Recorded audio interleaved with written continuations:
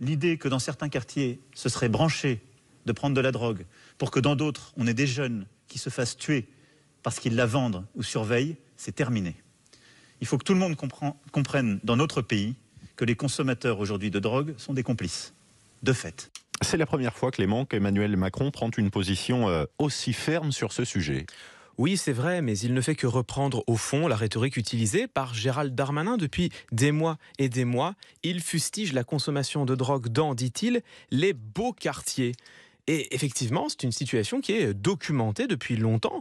Par exemple, dans le département des Hauts-de-Seine, où le trafic dans les cités est tiré par la consommation des quartiers huppés de Paris et de certaines des communes les plus riches de France, que ce soit Neuilly-sur-Seine, Boulogne-Billancourt ou Levallois-Perret. Le gouvernement évite donc de stigmatiser les quartiers populaires. Il reconnaît que le trafic et la consommation de drogue sont des problèmes qui concernent toute la société, y compris nos concitoyens les plus favorisés. Reste ce terme de complicité des consommateurs, qualifiés de complices, des mots forts. Oui, c'est vrai que ce sont des mots très forts, et d'ailleurs, ils ont été défendus dès ce matin par Marlène Schiappa, la ministre déléguée à la citoyenneté, qui était au micro d'Elisabeth Martichoux sur LCI. Lorsqu'on consomme de la drogue, eh bien, on nourrit, on finance le trafic des êtres humains, le crime organisé, la prostitution. Marlène Schiappa qui s'exprimait ce matin sur LCI. Oui, et pointer la responsabilité morale des consommateurs dans le trafic de drogue, c'est difficilement contestable. Encore faut-il se souvenir tout de même qu'à côté de l'usage récréatif, il y a également des consommateurs qui luttent contre une authentique addiction et qui, eux, font du mieux qu'ils peuvent. Est-ce qu'elle est efficace, cette communication ? Eh bien, c'est toute la question. C'est toute la question.